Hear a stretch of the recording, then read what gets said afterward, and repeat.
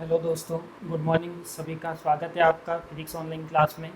तो आज अपन स्टार्ट करते हैं। अपन ने यूनिट फर्स्ट में बीएससी सेकेंड ईयर की इलेक्ट्रॉनिक्स में दो यूनिट टॉपिक पढ़ लिए थे।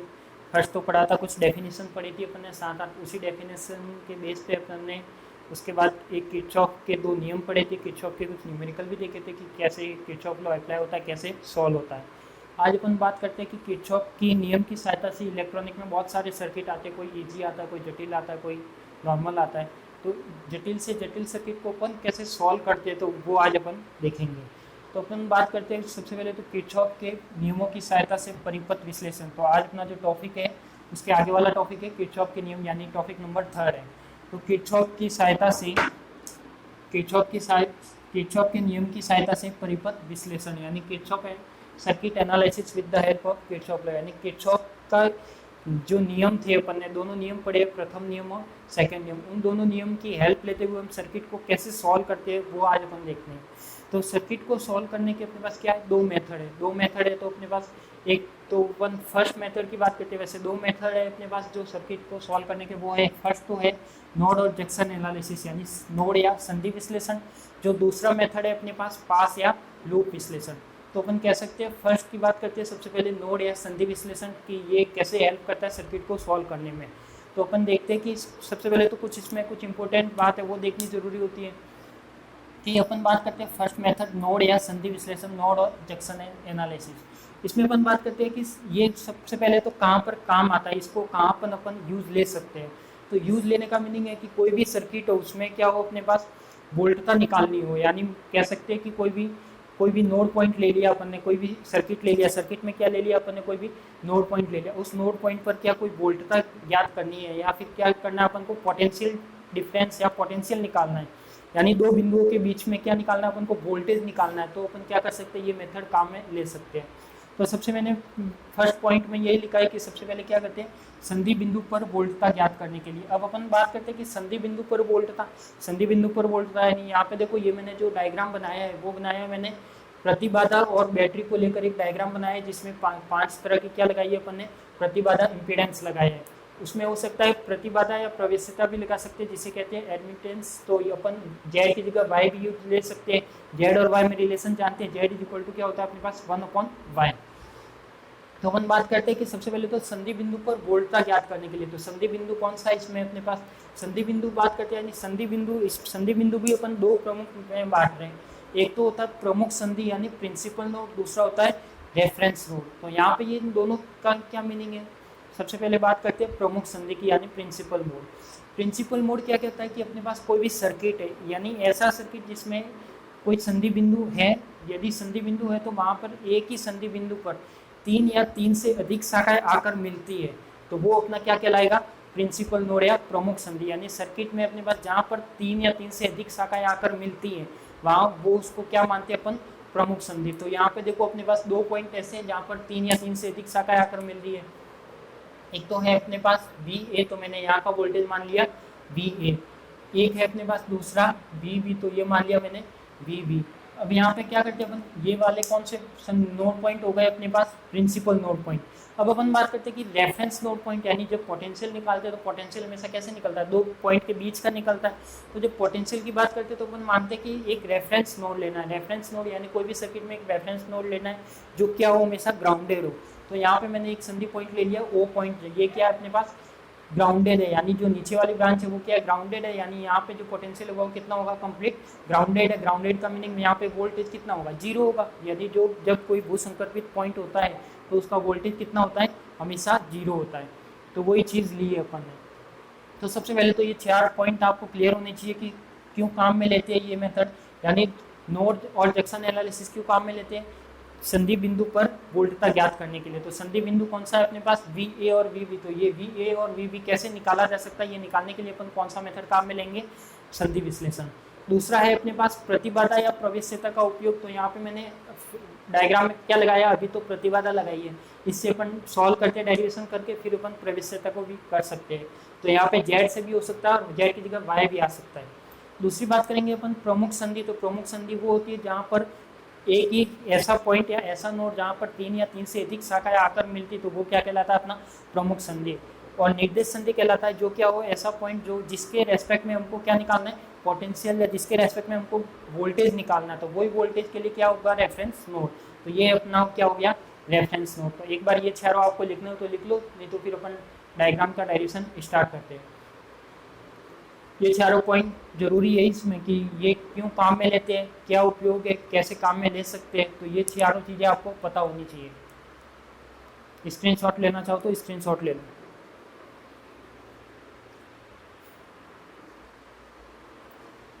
अब अपन बात करते हैं कि ये तो हटा दो यहाँ से।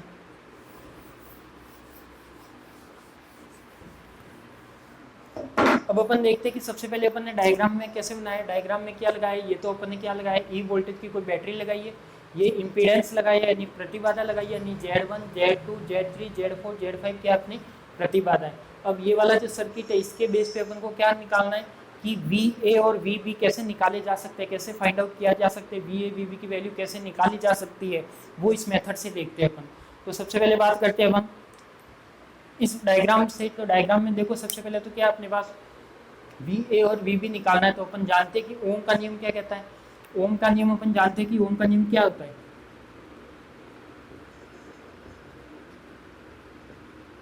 ओम का नियम कहता है V इज इक्वल टू क्या होता है, I R होता है। पर ये R क्या प्रतिरोध है, पर यहाँ पे प्रतिरोध की जगह क्या है अपने पास इम्पीडेंस है, पर रजिस्टर ना होके क्या है Z है। तो अपन क्या लिखेंगे ओम के नियम से V इज इक्वल टू क्या हो जाएगा अपना I Z हो जाएगा।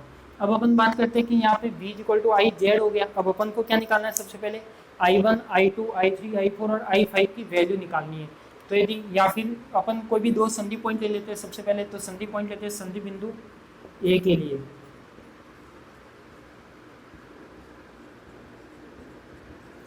यदि संधि बिंदु ए के लिए बात करें तो यहाँ पे देखो अपन अपने मेथड का नाम क्या है, संधि विश्लेषण।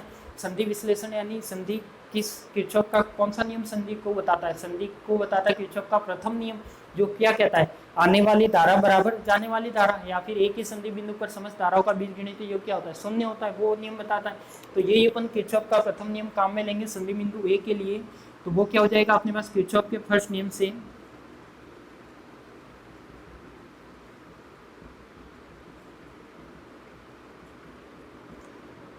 तो ये हो जाएगा अपने पास। देखो संधि बिंदु ए की बात करें तो ए पर आने वाली धारा कौन सी है, यानी आने वाली धारा अपने पास कौन सी है, संधि बिंदु ए पर बात करें तो I1 है, तो ये हो जाएगा I1। फिर देखो जाने वाली धारा कौन सी है ए बिंदु पर, एक तो I2 जा रही है नीचे की और एक I3 जा रही है दूर की ओर, यानी ये क्या हो जाएगा आने वाली धारा इज इक्वल टू जाने वाली धारा। तो जाने वाली धारा कितनी है I2 प्लस का I3, तो ये हो जाएगा अपन लिख सकते हैं I1 माइनस I2 माइनस का I3 इज इक्वल टू 0। इसको मैं दे देता हूँ इक्वेशन नंबर 1। अब अपन बात करते हैं कि फर्स्ट इक्वेशन आ गई, ऐसे ही अपन क्या निकालते हैं संधि बिंदु बी पर इक्वेशन निकाल लेते हैं। तो संधि बिंदु बी के लिए बात करें तो सेम यही मेथड से किरचॉफ के फर्स्ट नियम से संधि बिंदु बी के लिए तो वो क्या आएगा आने वाली धारा कौन सी है अपने पास I3, जाने वाली धारा कौन सी है I4 और I5, यानी I4 और I5। इसको मैं लिख सकता हूँ I3 माइनस I4 माइनस का I5 is equal to 0।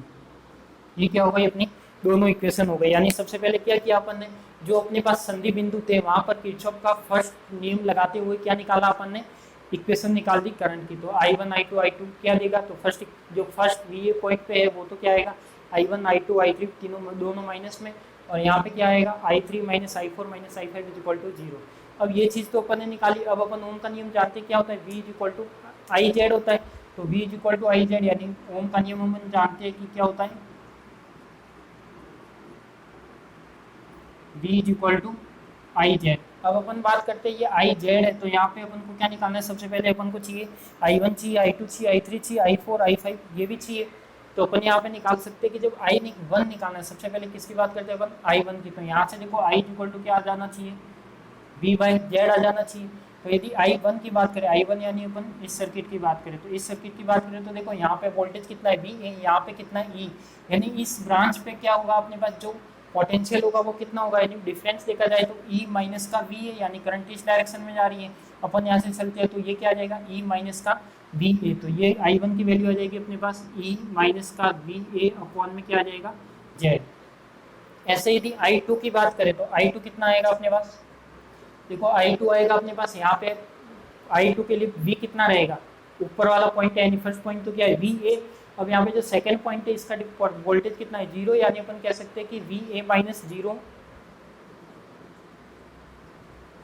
Minus zero upon में क्या रहेगा Z2। अब अपन बात करते हैं I3 की, यानी I3 निकालते हैं तो I3 कितना आएगा अपने पास, I3 आ जाएगा अपने पास, बताओ I3 कितना आएगा। I3 कह सकते हैं कि वो आएगा अपने पास VA माइनस VB अपॉन में Z3। ऐसे ही I4 कितना आएगा, I4 आएगा अपने पास VB माइनस का 0, यानी एक ये पॉइंट ये 0 है तो ये VB माइनस 0 अपॉन में Z4। ऐसे ही I5 कितना आएगा, I5 आएगा अपने पास VB माइनस का 0 अपॉन में Z5। ये चीज़ आएगी अपने पास। यानी यहाँ पे क्या हुआ, सबसे पहले तो I1 निकाला तो I1 E माइनस का VA अपॉन में Z1 किसके, इस फॉर्मूले से। सेकंड के लिए I2 निकाला तो VA माइनस का 0 अपॉन में Z2। I3 निकाला तो VA माइनस का VB अपॉन में Z3 और VB माइनस 0 अपॉन में Z4। और I5 VB ये यहाँ पे क्या है 0 है, यानी VB माइनस का 0 अपॉन में Z5। तो ये वाली क्या आ गई अपने पास, सभी वैल्यू आ गई। अब ये वैल्यू आपको कहाँ रखनी है, I1 I2 I3 I4 और I5, ये सभी वैल्यू रखनी कहाँ है आपको, एक तो इस इक्वेशन में रखनी है, दूसरी इस इक्वेशन में रखनी है। तो अपन रख सकते हैं ये वाली वैल्यू।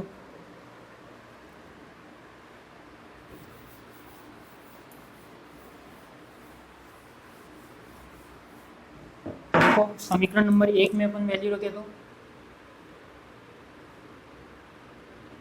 समीकरण 1 में रख सकते हैं, तो ये क्या आ जाएगा अपने पास I1 I2 I3। पर एक चीज ध्यान रखना कि बुक में क्या है आपके पास, जो आप कोई भी बुक देखोगे उसमें हो सकता है Z से भी काम में लिया जा सकता है और Y से भी लिया जा सकता है।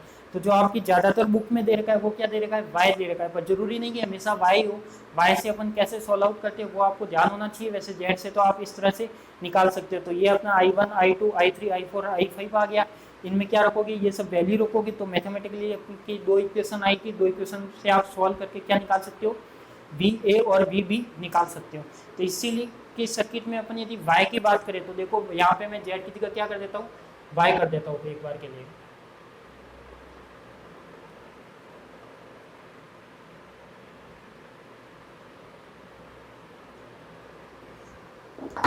तो ये हो जाएगा अपने पास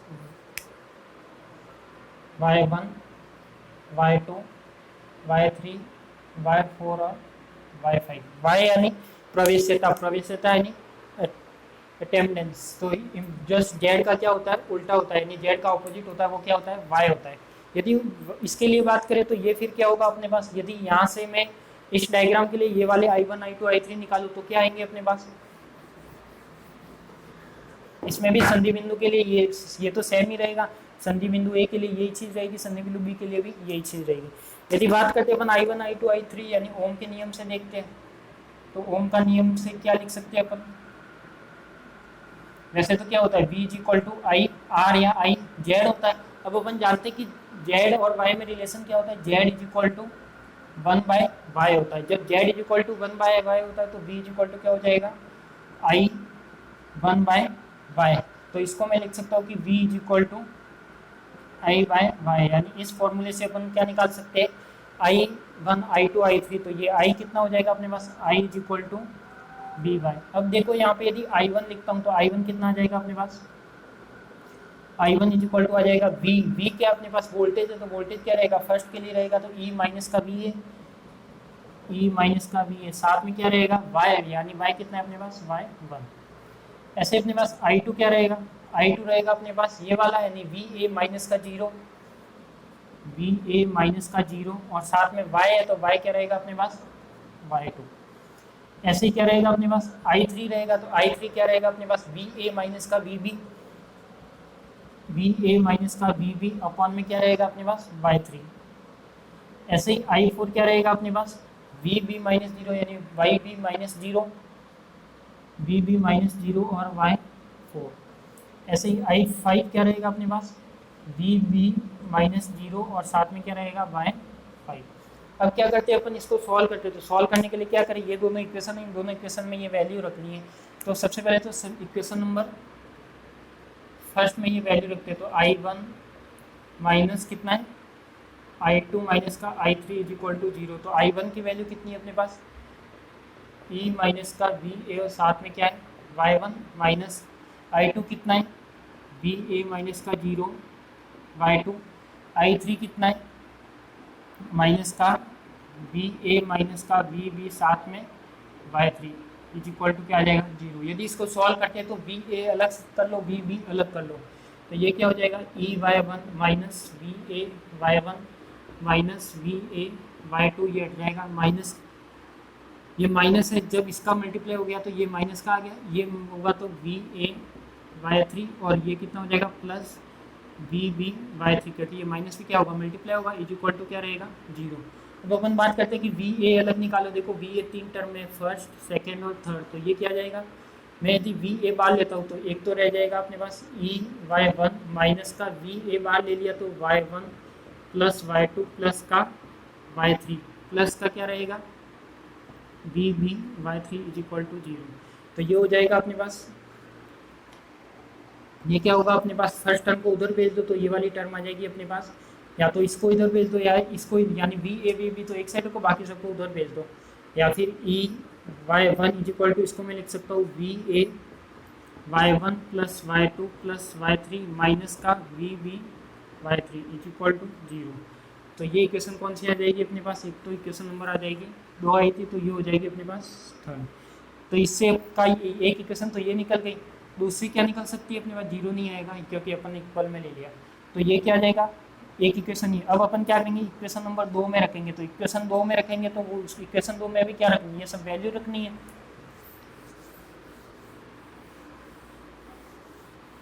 तो इक्वेशन 2 में वैल्यू करेंगे तो इस इक्वेशन 2 से क्या है अपने पास I3 I4 और I5, तो I3 कितना है I4 कितना और I5 कितना है, तो देखो I3 minus I4 minus I5 is equal to 0। ये वैल्यू कहेंगे I3 कितना है अपने पास I3 है VA माइनस VB साथ में Y3 माइनस का I4 कितना है VB Y4 माइनस का I5 कितना है VB Y5 is equal to क्या होगा अपने पास 0 होगा। तो ये हो जाएगा अपने पास VA Y3 minus VB Y3 minus VB Y4 minus का VB Y5 is equal to 0। क्या क्या अलग कर सकते हो आप, VB A अलग कर सकते हो, तो VA Y3 तो ऐसे का ऐसे रहेगा, माइनस का VB यदि कॉमन लेते तो Y3 प्लस Y4 प्लस का Y5 इज इक्वल टू क्या आ जाएगा 0। तो एक इक्वेशन क्या बन जाएगी अपनी, ये बन जाएगी इक्वेशन नंबर 4। तो देखो अपने पास संधि बिंदु, जितने संधि टोटल संधि बिंदु लिए थे, यानी अपन ने इस डायग्राम में संधि बिंदु कितने लिए थे, एक ये लिया था, यानी जो प्रमुख संधि प्रिंसिपल नोड लिए थे वो 2 थे और एक कौन सा था रेफरेंस नोड। तो यहाँ पे अपने पास यदि 3 संधि लेते हो तो इक्वेशन कितनी आनी चाहिए 2 आनी चाहिए, यानी जितने संधि बिंदु होंगे उससे इक्वेशन कितनी आएगी एक कम आएगी, यानी संधि बिंदु n है तो इक्वेशन आएगी वो कितनी आएगी n-1 आएगी। तो अपन बात करते हैं यहाँ पे अपनी 2 इक्वेशन आ गई, फर्स्ट तो ये आ गई इक्वेशन नंबर 3, इक्वेशन नंबर 4। अब यहाँ पे आप इसको सॉल्व करके वैल्यू निकाल सकते हो। देखो इसमें भी ए वाली टर्म है VB वाली टर्म है, इसमें भी VA है और VB है, तो आप इसको दोनों को किसी भी मेथड से सॉल्व करके आप क्या करते हो VA और VB की वैल्यू निकाल सकते हो। वो चाहे प्रतिस्थापन विधि लगाओ, विलोपन विधि लगाओ, कोई सा भी मेथड लगाओ आप मैथमेटिक्स में जो अच्छा लगे आपको। तो ये इससे क्या होगा अपने पास VA और VB से पॉइंट निकल जाएंगे और उसकी वोल्टेज का मान निकल जाएगा। तो इसके लास्ट में आप लिख सकते हो कि समीकरण 3 और 4 से स्पष्ट है कि हम सर्किट के सहायता से VA और VB के मान ज्ञात कर सकते हैं। यदि इस बेस पे अपन न्यूमेरिकल भी करेंगे तो न्यूमेरिकल करेंगे तो और अच्छे से समझ में आ जाएगा। करना क्या है इस सर्किट कंप्लीट में डायग्राम में, सबसे पहले जो अपन ना मेथड का नाम है वो क्या है नोड जंक्शन या नोड एनालिसिस। तो उसमें डायग्राम बना दिया, जेड लो चाहे वाई लो, दोनों ही जैसे ज़्यादातर बुक में आपको क्या मिलेगा वाई मिलेगा। तो यहाँ पे क्या अपने पास VA अपन ने जो संधि बिंदु प्रमुख संधि लिए, तो ये प्रमुख संधि वो प्रिंसिपल नोड होगा VA और VB, रेफरेंस नोड हो गया ये वाला। अब इसमें क्या करना अपन को, सबसे पहले वोल्टेज लिखना है, यानी I1 निकाल लिया, I2 निकाल लिया, I3, I4, I5 निकाल लिया, किसकी सहायता से? ओम के नियम की सहायता से। तो सबसे पहले तो ओम के नियम की सहायता से अपन ने ये वैल्यू निकाल ली, फिर ये जो संधि बिंदु पर किरचॉफ का फर्स्ट नियम से संधि बिंदु वाली इक्वेशन निकाली थी, आने वाली धारा बराबर जाने वाली धारा, तो उसमें क्या किया, ये सब वैल्यू रख ली, तो ये इक्वेशन आ जाएगी आपकी। तो इसकी सहायता से क्या होगा, आप VA और VB आसानी से निकाल सकते हो। तो यही अपना एक कंप्लीट मेथड था जिसका नाम था अपने पास नोड एनालिसिस या संधि विश्लेषण। तो स्क्रीनशॉट लेना चाहो तो ले सकते हो आप, इसको प्रॉपर अच्छे तरीके से नोट्स में लिखो, डायग्राम अच्छे तरीके से बनाओ। डायग्राम में ध्यान रखना, एग्जाम में बनाओ जब 2 कलर का पेन यूज लेना, क्योंकि इसमें कई बार करंट की डायरेक्शन शो करनी होती है, कई बार अपन नाम देते तो सब मिक्सअप हो जाता है और डायग्राम में कुछ समझ में नहीं आता। तो डायग्राम को 2 पेन से यूज कर लिया करो। एक चीज़ ध्यान रखना कि यदि कोई न्यूमेरिकल आता है, न्यूमेरिकल में यदि यहाँ पे आपको क्या दिया हुआ है, ओम दिया हुआ है, यानी कोई भी प्रतिरोध का मात्रक दिया हुआ है, यूनिट ओम दी हुई है, तब तो वो क्या है, अपना जेड है। यदि ओम यूनिवर्स दिया हुआ है तो वो क्या है, अपना वाई है। तो ये चीज़ आप ध्यान रखना, कंफ्यूजन मत हो जाना कि जेड इक्वल टू क्या होता है, अपना 1/y होता है। तो यदि ओम दिया है तब तो क्या अपना जेड है, और ओम यूनिवर्स दिया है तो वाई है। तो इसकी सहायता से आप क्या कर सकते हो, इस तरह से VA और VB के मान निकाल सकते हो। तो इस बेस पे अपन एक न्यूमेरिकल भी करेंगे पूरा कंप्लीट, तो आपको और अच्छे से समझ में आ जाएगा। स्क्रीनशॉट लेना चाहो तो ले सकते हो।